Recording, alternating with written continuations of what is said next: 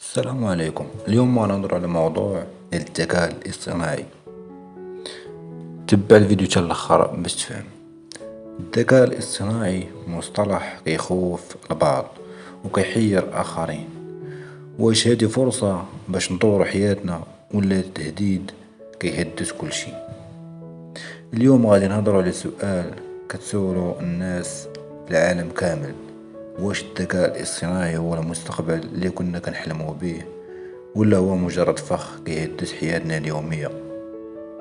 الذكاء الاصطناعي هو تكنولوجيا كتخلي الآلات تفكر وتتعلم بحال الإنسان.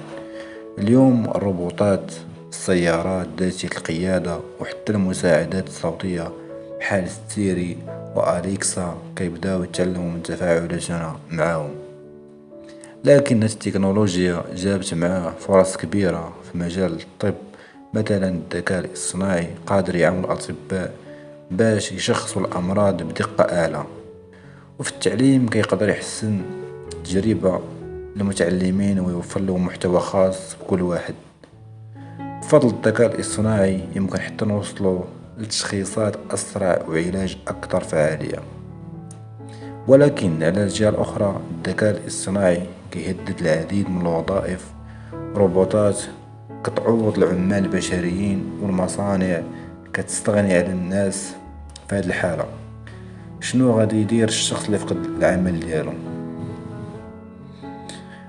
وبالرغم من الفوائد ديالو، البعض كيشوف ان الذكاء الاصطناعي غادي يقضي على العديد من المهن ويخلي الناس بلا شغل. لكن ماشي كل شيء ضاع، هناك حلول كتساعدنا باش نتكيفوا مع التغيرات. الكفاءات الجديدة، التعلم المستمر، والتدريب على مهارات جديدة يمكن يكونوا مفاتيح المستقبل. احنا كبشر قدرنا نطوروا مهاراتنا ونتأقلموا مع كل جديد، وبالذكاء الاصطناعي ما غاديش نبقاو ضحايا ديالو، بل غادي نكونوا جزء من هذا التطور. السؤال الكبير كيبقى: واش الذكاء الاصطناعي هو فرصة ولا تهديد؟ الجواب كاين في ايدينا.